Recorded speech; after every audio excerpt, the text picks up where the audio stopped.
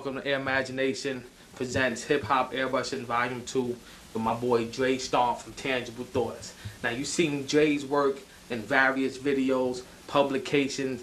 He's a guy that does the shoes on Bobito's show. It's the shoes on ESPN. He's crazy, top of the line, the best of the best when it comes to this customizing sneaker game. And if you know anything about the sneaker game right now, customizing the kicks is where it's at. Also, we got a whole new look and feel to this video. A lot more hip-hop flavor popping on this one. For all those who copped the first one, I appreciate it. Much love. My man who shot this one is Miggs, aka Supreme Beam from 12 Gauge Media. You can check him out at 12gauge.biz. Plus, you know, this is Airmagination. You can check us out at airmagination.com.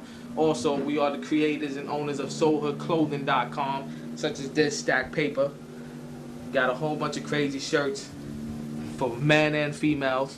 I know you didn't cop the DVD for that. Let's get into this DVD segment right now. Dre's on the customize a pair of ill Converses for you guys, so relax, take notes, pay close attention because the boy's crazy. At the end of this, I'm going to come in and get back at y'all on actually how to apply this technique that he used with the airbrush. Alright, one. Alright, what's going on? This is Dre Stomp from Tangible Thoughts, here with my peoples from Airmagination, about to show you how to do the domino sneaker. Here on a pair of white leather Chuck Taylors. It's the graphic we're going to end up with, or the graphic we're going to start with, and see how it ends up. I'm going to take you through every step of this, from tracing the design to actually painting it on there. This way you can recreate this image with minimal artistic talent. As long as you can trace and color within the lines, it's pretty easy to do. So the first step we're going to do is we're going to take a 6B pencil. You want something dark, something over a 2B definitely. 6B is my personal favorite. You're gonna get a light box. You get your drawing on a paper that's not too thick. Regular paper you would print out from your computer. It's usually the best thing because it's fairly thin. You can see through it. Turn on our light box, and we're just gonna start picking out the major details, making sure you get a good outline on all the shapes you need, so that when you trace this from the other side, you have all the outlines to work from. The more accurate you are at this stage, the easier it's going to be in the end, because you won't have to redraw or fix as many problems.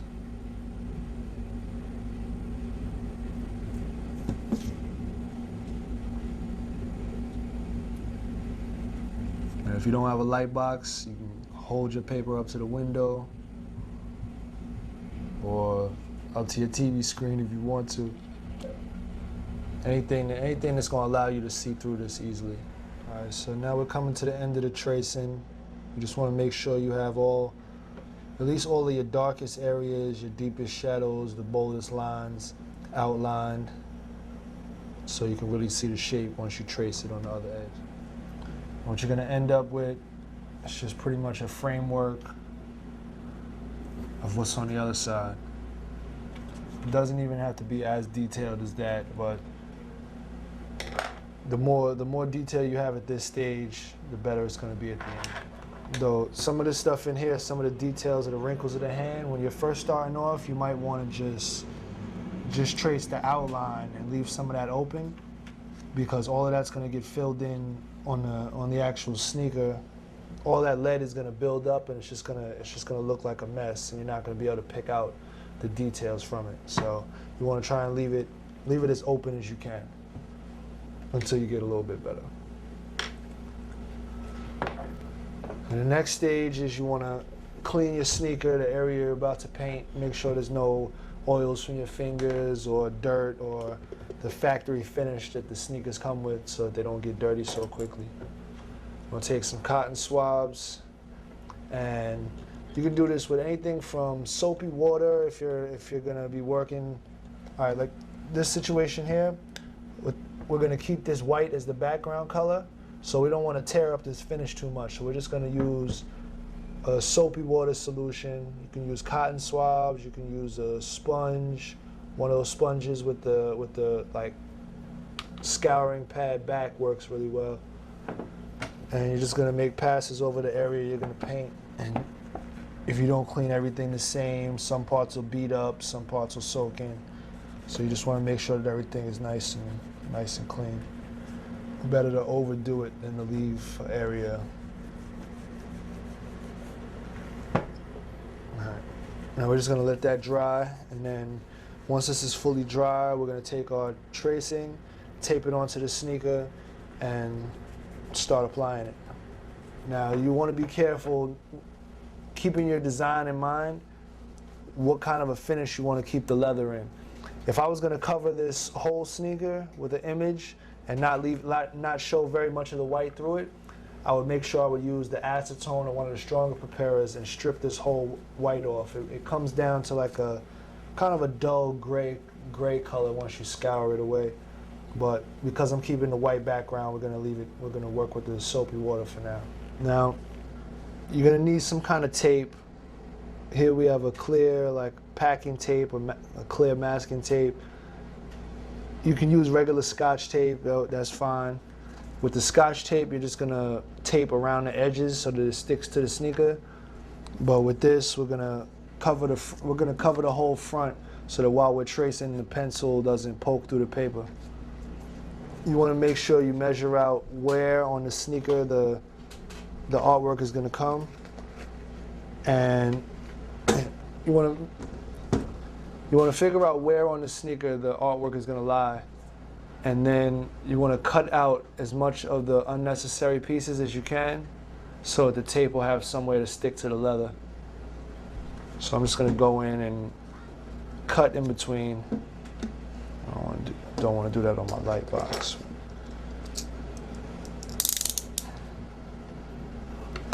And because the surface of the sneaker is rounded, if you can cut your stencil in half or in sections, that'll help, because as you're pressing the paper around the rounded surface, it's going to distort a little bit. So the smaller the sections are that you're using, the less distortion you'll have. So I'm actually going to cut through the middle of this section so that I can apply it as two separate pieces.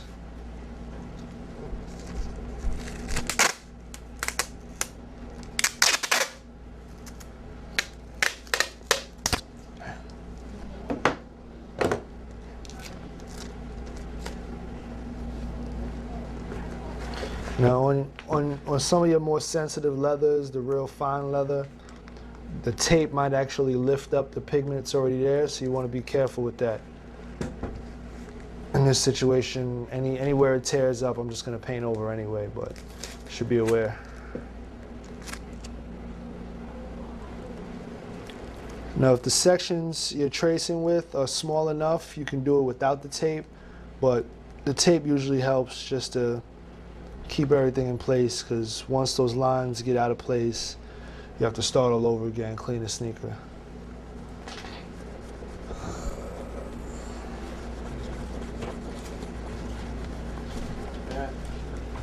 So once you have it all taped down in the position you want it in, you're just going to go over and trace the lines that you did on the other side. Make sure you apply a lot of pressure, because you need it to rub onto the leather as much as possible. If you're using a regular pencil, you might end up breaking a few points, but make sure you keep your point nice and sharp so that the lines will come out crisp, because as your pencil gets dull, the lines are going to come out dull and fatter, and you don't want that. So you want to use a harder lead, like where you use the 6B on the other side to trace. You want to use a regular, like a number 2 pencil or H or HB, something with a hard lead so that it's not going to get dull as fast. Here, if you have a mechanical pencil, you don't even have to stick the lead out. You can just trace it with the metal piece. It's tedious, but you want to make sure you get all the lines and don't leave any. So once you've gotten everything traced in good, or you feel you're confident that you covered all the lines you were supposed to, you want to slowly peel the tape back and make sure that you can see enough detail that you can work from. becomes a little harder to see the details. So you want to have a clean version that you can refer to while you're painting. All right, now I'm going to start with the background color. You always want to start with the background first, because as you come towards the front and start doing the details, you can always cover over mistakes you make in the background. So I'm just going to do a light wash of this dark green color. I'm going to add a little water into it.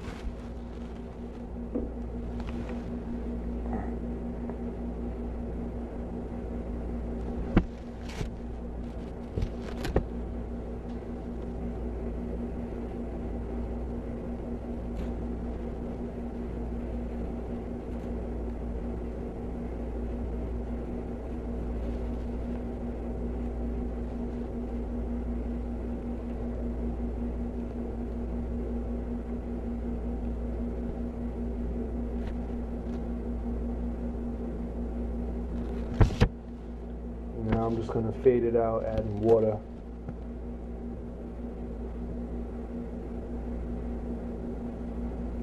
But when you're working like this, you got to work quick so that it doesn't dry up before you add the water to it. Wherever it dries, you're going to get a hard edge, and you want to get a nice fade here. So you're just going to slowly add water and work into the area that you put the dye down at.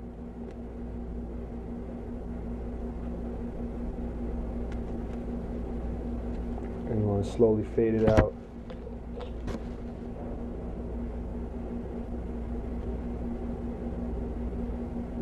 And this part doesn't have to be accurate. You just end it wherever you feel like.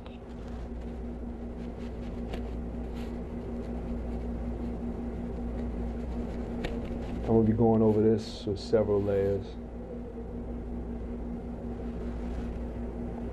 Now when you start with the fresh paint again, you want to start back in the area where it's supposed to be the darkest and fade out again.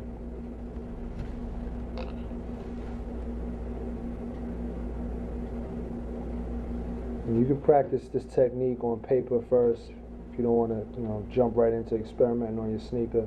I actually suggest you get some watercolor paper or some paper that can handle the water, so cardboard or something heavy, and just practice fading out the color from the darkest it starts off at, out of the bottle, and then fading it out to whether it's the white of the page or whatever color you're working on.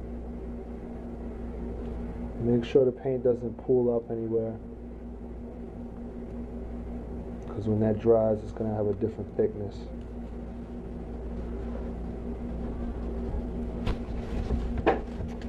See? You want to get that type of an effect. And this design doesn't have to be exact. Kind of stays dark all the way to this area over here, past these dominoes, just to make those jump out a little bit. So I think I'm going to start fading out over here as well. Stay somewhat true to the composition. I'm not going to put, see this is the paint fresh out of the bottle.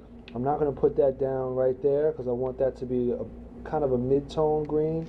So I'm going to start back here where it's supposed to be darkest again. And then as I spread out the dye and I have a little bit less on the brush, I'm going to add just a little bit of water. And then I'm going to come over here to this section.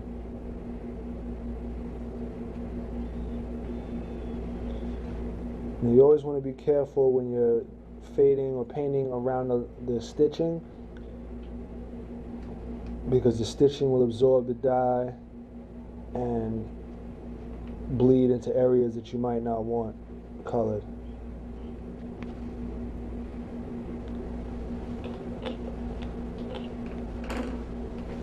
You can also go back in with the cotton swabs, and while it's still wet, just soften the edges. You want to be very light with this. And just keep working into it till you don't see any hard edges. At this point, you don't have to worry about being really accurate. You're just trying to go for go for a nice background that you can work from. You're going to be layering over this several times, so you don't have to worry about any mistakes you make at this point. They're easy to fix. Every time you get a nice fade that you like, make sure you leave it alone. Don't keep working into it, because the more you keep working into it, it's going to continue to lift the pigment back off the leather. So you want to let it dry in between stages. Right here, I'm just going to go in and fill in this last little section before I let this dry. I want to start with the regular pigment and then add water so that I can control how dark that green is. And I just want to blend it into this other color. Well, this other. I'm just going to blend this in with the tone. Happy with the color of the green so far. I'm just going to push it a little bit darker up in here. You want to be careful that as you're painting, you don't let your hand rub against the drawing you've done, because you'll lose all your detail and you have to trace it again.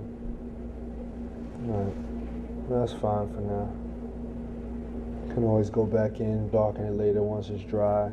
Once you work everything to the same finish, you'll know what looks out of place. But that fade is good. It's gonna look real nice once we lay in all of the details of the dominoes. So now you want to make sure if you're using the same brush, you need to make sure that you get it as clean as you possibly can, so you don't get any of the residue from one color bleeding into the next color. And being as though I'm about to paint with cream, this green will mess up everything. Sometimes when you're cleaning your brushes, it helps to use a little acetone, a little paint remover, to get all of the pigment out, especially when you're going to a lighter color. You have to be careful with the acetone, because it'll strip the paint off of your brush, and it'll eventually destroy your brushes, but it's the best way to keep them clean in the short term.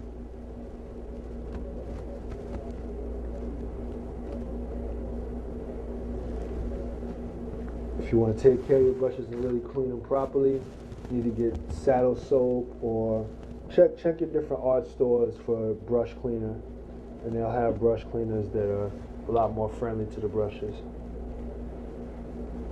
Alright, that's clean enough. Now we're going to start laying in the cream color on the dominoes, which is going to be the base color.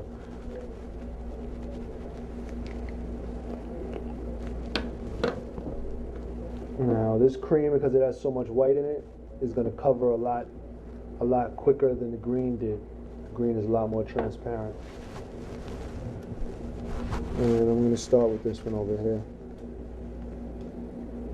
And we're going to just fill in the whole domino, leaving the darkest parts.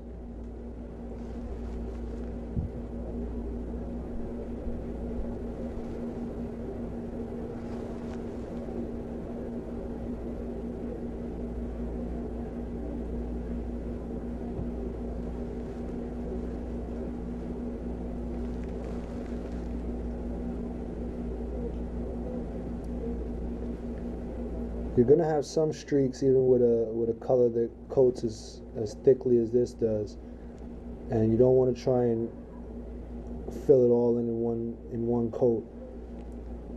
So just get as uniform. Alright, got a little hot in here, had to come up out of that shirt, but back at it.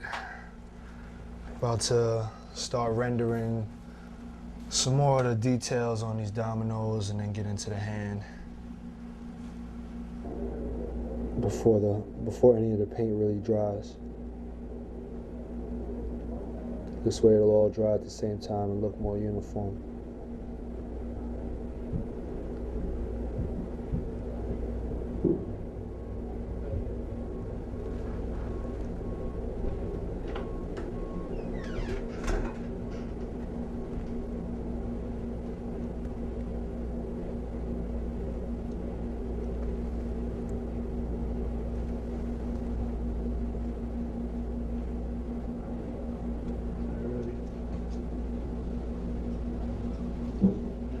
You got the tips on it already?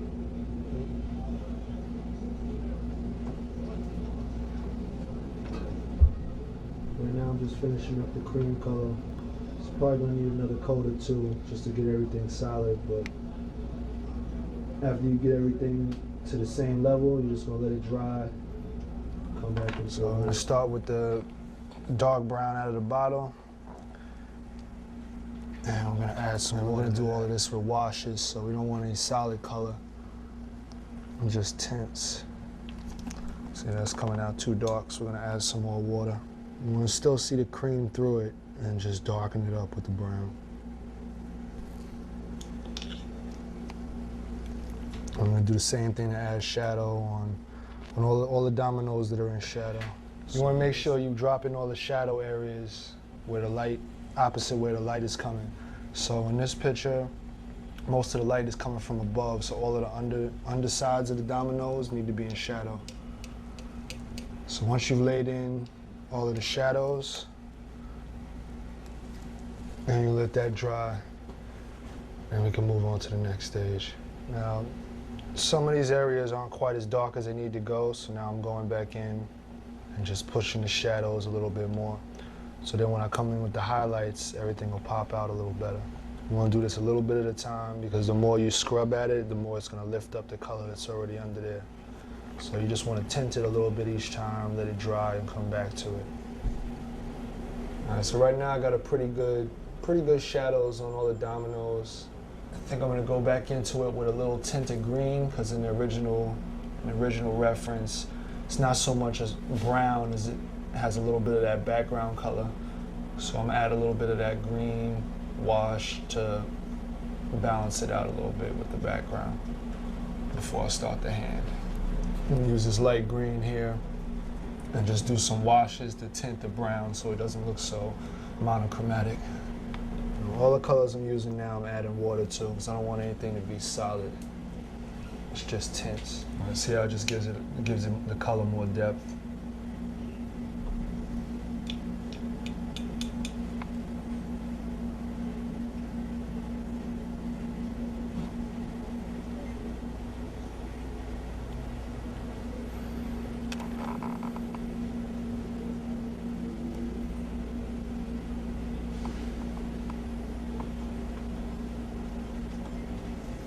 Blends and all that shit. Now I'm just going into the cream, adding a little tint of green to bring the background into the picture a little bit more.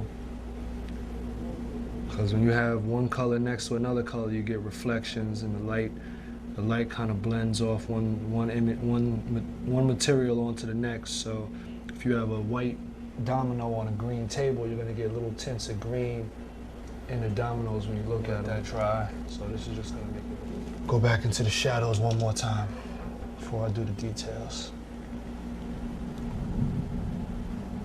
Just using that same light green to just soften up the edges where the cream meets the brown. Go. Now that all the light green is dried, I'm going with the dark green that I did the background with, and just darken up the darkest shadow areas.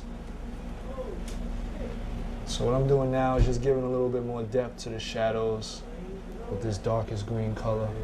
Now, when you're doing any of these steps, like adding the tint of green back into the brown, it's gonna look a little weird, but just be patient with it. You can always go back over and fix any mistakes you make. Like right now, that's a little bit too green, so is that. So I might have to go back in with a little brown to dull it down. Yeah. Now I'm mixing a little bit of brown with the green just to get the proper color. If you put down a little bit of the color and it's too dark, you just add a little water, and before it dries, you just go in and spread out the pigment.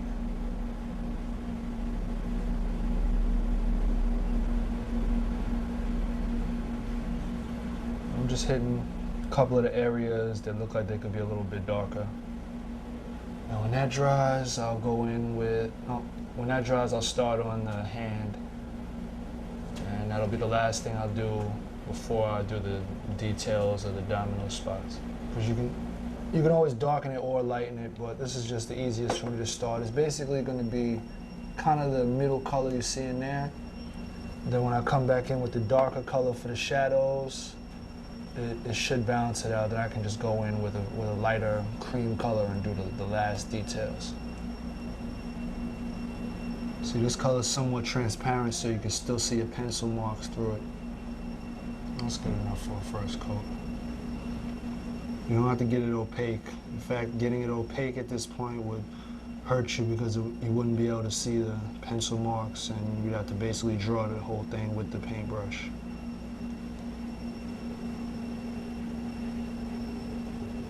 And while I still have a little bit of the color from the hand on my brush, I'm gonna add just a little bit of water, and I'm gonna tint the sides of the dominoes closest to the hand. Anywhere that you start seeing a little bit of a golden color, you can just tint with that.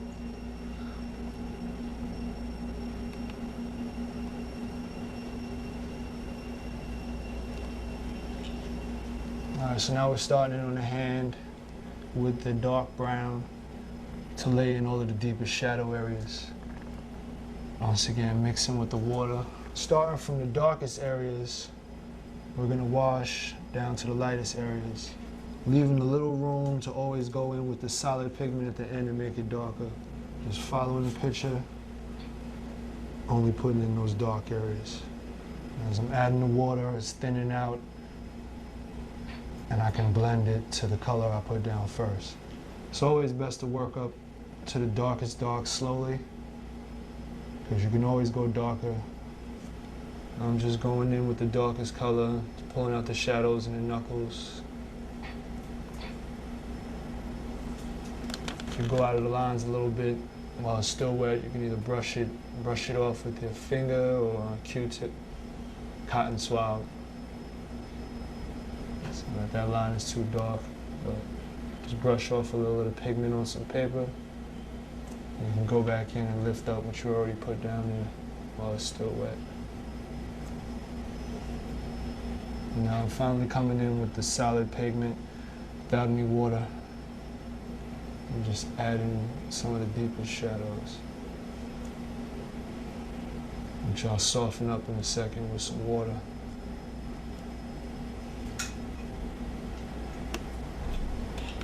The water will only help you if you work quickly, because once it's dry, it's not going to do much.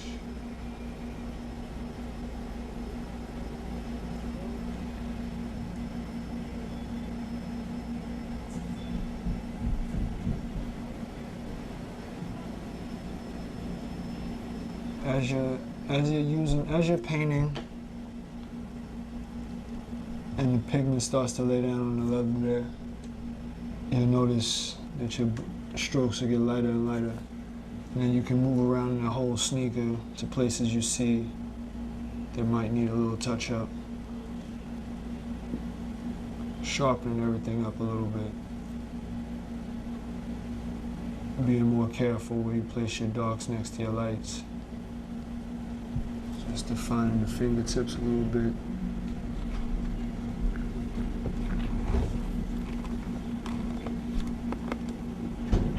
Little drop shadow under the hand.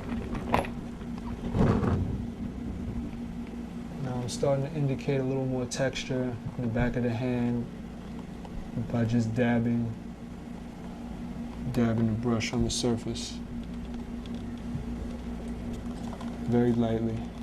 Since I've already been working in this area and it's still somewhat wet, you're not going to see it that clearly, but it's building up. It's building up the shadows in a softer way than another brush stroke would. Define this outline of that hand a little bit. As you're darkening one part of the picture, you'll notice that maybe your values in another area aren't as dark as you thought they were. So you just go into those areas as you're going along. Make sure they pop enough. You can also use this time these new darker darks that you're putting in to really make sharp definitions You want to make sure as you're going back into these areas, now that I have these little sharp details there, that I don't smear them. So I'm kind of using my pinky as a brace so that I don't have to rest my hand on that area of the picture. You can use a pencil or something else to brace yourself if your pinky won't do it, just to hold your hand off of the actual shoe. I'm gonna go in with the same color I first laid down, the golden brown, with just a little bit of water, and bring out some of the highlights in the hand. In the same way you use short little dots and dashes, little dabbing brush strokes on the dark area, you do that with the highlights to fade them in softly. Just make sure the area is not too wet. If it's too wet, it's going to bleed into the highlight and you won't be able to control it.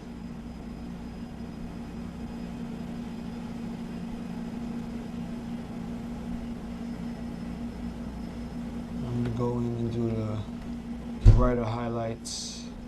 I'm going to do the brighter highlights in the hand now. Adding water because I don't want any of them to be real crisp. Immediately, I want them to start off soft, and then I can always tighten them up.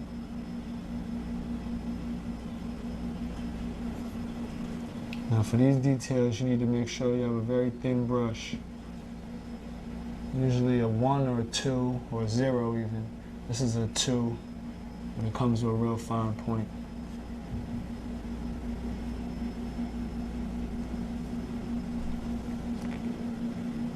Focus on more of the contours before we do the details of the wrinkles. So we can just get where the light's hitting, where the bone comes closest to the surface. So like the knuckles.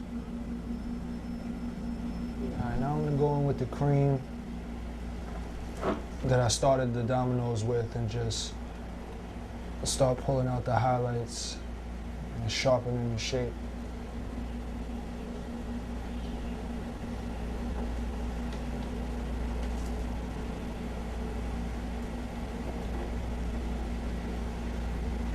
I'm just using the cream color to make sure that I have the sharp edges of the dominoes straight.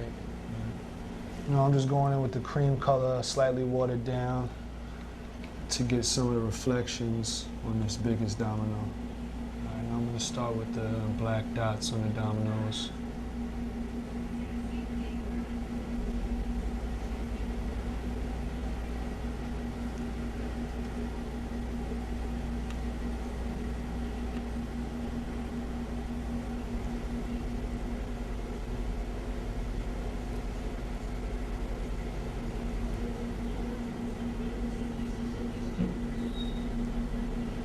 All right, I'm going to do the highlights around the black spots.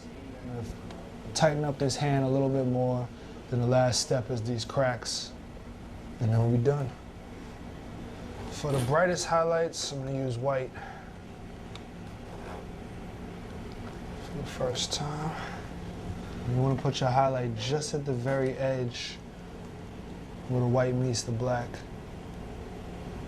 to give it that three-dimensional illusion. And I'm going to do a slight highlight along the edge of this.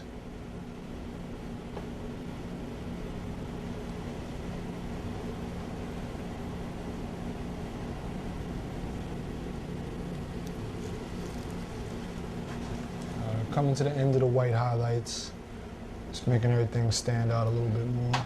On all the sides that don't have motion blurs. So at the back, we're going to leave like that. Might just sharpen the edge of the blur. And this helps in the areas where the color might have bled into the stitching a little bit. On this last edge here, the background has a slight tint of green, so I'm gonna just try and get a real thin white outline just to pop it out from the background a little bit, and not to mess up that green I have. Do the same thing on this side. just outside of the shadow. Sharpen it up.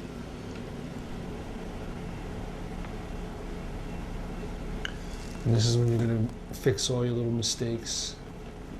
So all the places where I didn't draw the edge of the domino straight enough, I can clean it up now. And one thing, if you're rotating your sneaker, now I'm looking at the sneaker upside down, make sure you rotate your reference and you're not painting out of your memory. So you can actually look at something. Just go in and add the little dramatic cracks and stuff to make it a little bit more dynamic. So I'm gonna take the darkest green. You want to wipe off the excess paint so you can get a nice fine point. Freestyle these little chips in here.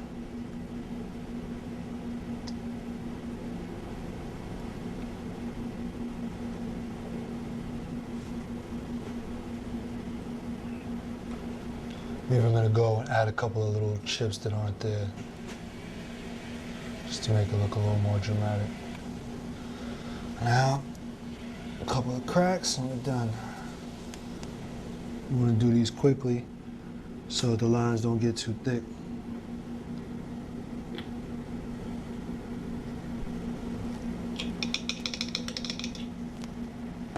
And just because I think I'm going to put a couple little light cracks in the green part. Make sure you don't have too much paint on the brush. So just noticing a couple little dramatic lines that can make this better. Of our image on a sneaker, pretty close.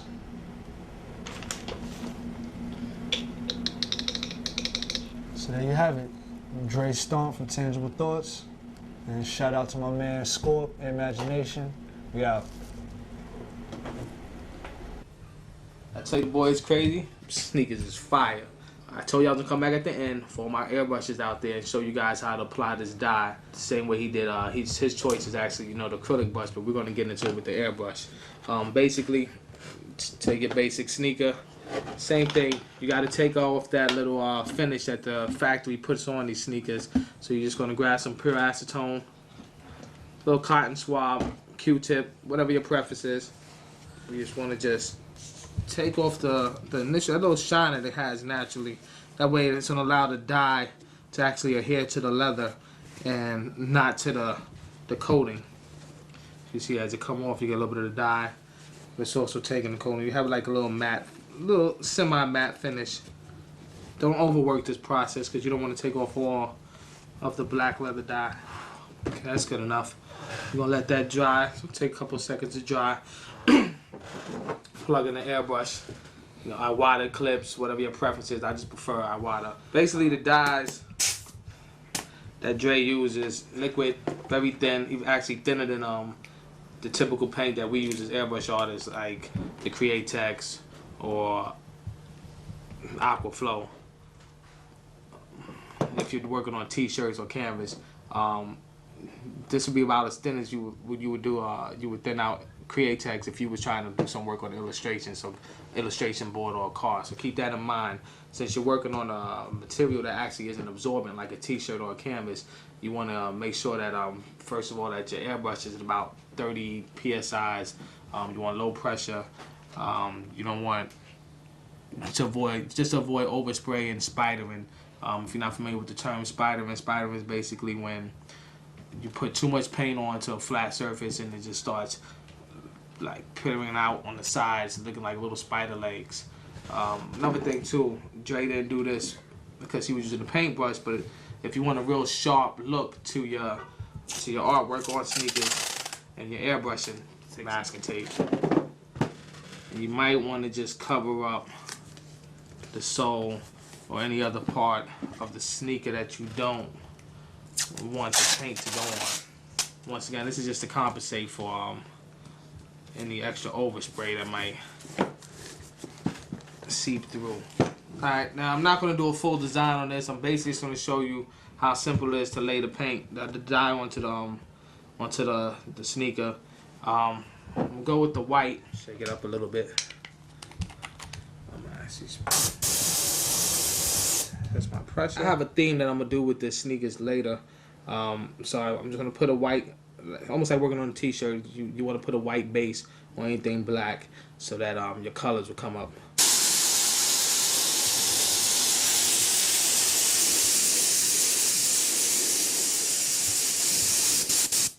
See, now as you see that as you airbrush basically the same way you would airbrush on a t-shirt, a car, on illustration board. It's no different. Like I said, Dre used the acrylic brush just because that's his choice of tool. But you see it go, the paint, the dye goes on excellent, as if you were spraying regular airbrush paint. And like I said, about 30 PSIs, and just utilize all the skills you learned from the first DVD. And if you didn't cop the first DVD, then maybe you need to go back and get the first DVD. That way you can bring your airbrushing skills up to par, or you can go ahead and get some acrylic brushes and do it the same way Dre did it. You know, so this is Ray Sierra, Airmagination.com. For those of you guys who are looking to get the dyes, we're going to be carrying them very soon on our website. We also got a couple more DVDs coming out. We got a graffiti one coming out. We got a legendary graffiti artist that'll teach you guys how to structure actually graffiti letters. We have another one coming out called Tattooing the Boots. And which I'm gonna show you that in a minute. On the table right here.